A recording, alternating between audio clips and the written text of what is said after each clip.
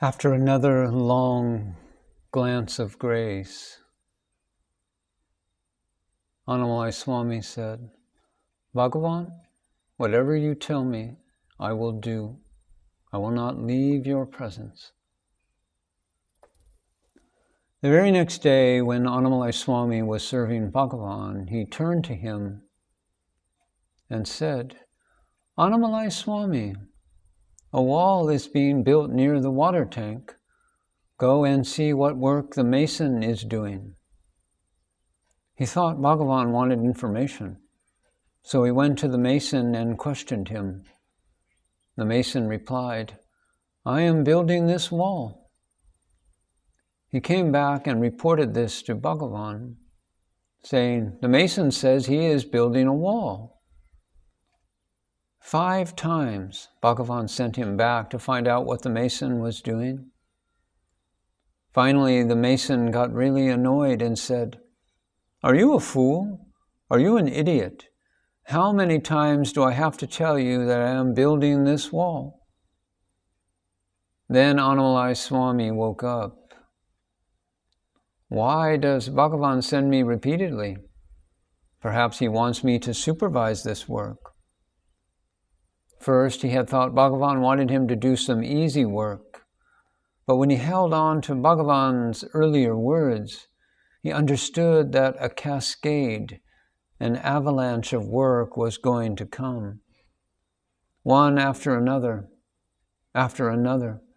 came in work which was impossible for any one man to complete by his own effort. But complete a stupendous amount of construction work, Annamalai Swami certainly did. Today, people going to Ramanasramam can still see what this one man managed to accomplish. Work after work, physically painful work came. He had to often stand under the hot tropical sun next to where lime mortar, which produces even more heat, was being made. To add to this acute discomfort, the people around him, instead of appreciating his efforts, constantly ridiculed, chided, and insulted him. The only relief he got was when Bhagavan came to see how he was doing. Every time Bhagavan came, he exhorted him, "Annamalai Swami, you are not the body. You are not the mind. You are pure consciousness, the all-pervasive self. Be aware of this all the time, even while you are working." Why did Bhagavan assign all this almost impossible work to Annamalai Swami? Earlier, he had tried to run away because he did not approve of some of the people in the ashram. But he had to return because, as Bhagavan told him, you have work to do. This was not just the external construction work. It was also the internal work of washing away his destiny. Each of us creates our own destiny, and our individual destinies can be washed away only by each one of us. Nobody else can do it for us, however sympathetic he or she might be. Destroying our destiny is very important because our destiny carries with it the vasanas which influence us. So whenever Annamalai Swami got agitated by people criticizing him or not cooperating with him, Bhagavan used to go there and forcefully remind him, "You are not the body. You are not the mind. You are pure consciousness, the all-pervasive self. Pay attention to that. Be aware of it all the time, even while you are working." Annamalai Swami later told me, I held steadfastly onto that. He was affected by all the criticism, but in the fight between his destiny and Bhagavan's grace, He held on to Bhagavan's saving words. You are all pervasive. You are the awareness. Hold on to that while you are working. While I am at Ramanasramam, I often go and lay my head on the walls of the buildings built by Annamalai Swami under the guidance of Bhagavan and feel blessed. One of the first constructions that Annamalai Swami undertook was a revetment behind the ashram.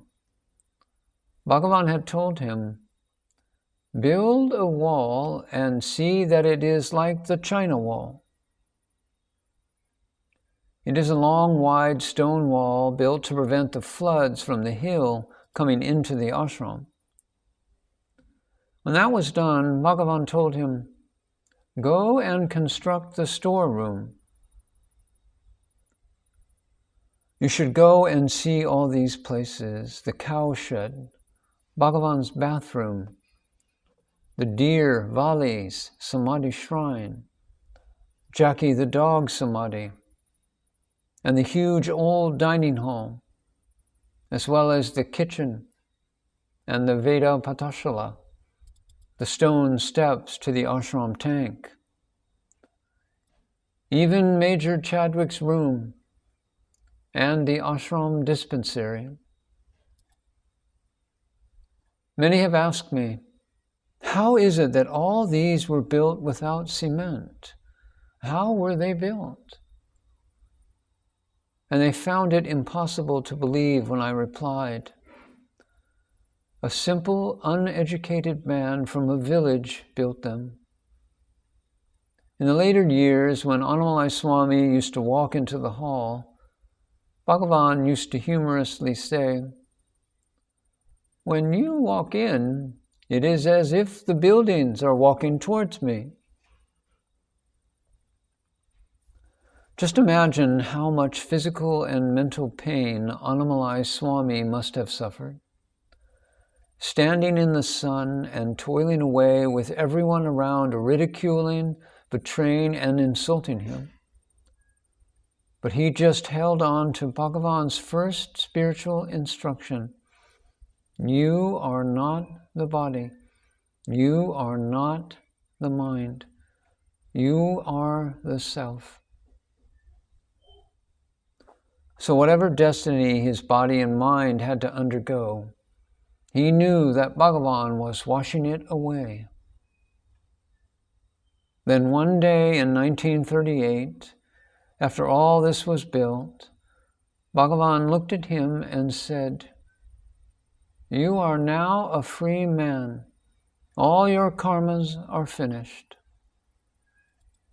Annamalai Swami fell at Bhagavan's feet with tears of gratitude. Yogi Ramaya, another devotee, begged him, Bhagavan, Annamalai Swami has been working very hard and his health has been affected. Why do you not ask him to take rest? Bhagavan said, yes, I will do that. Not only did Bhagavan give him rest, he hugged Annamalai Swami, which he has never done to anyone before or afterwards, and put a full stop to his destiny.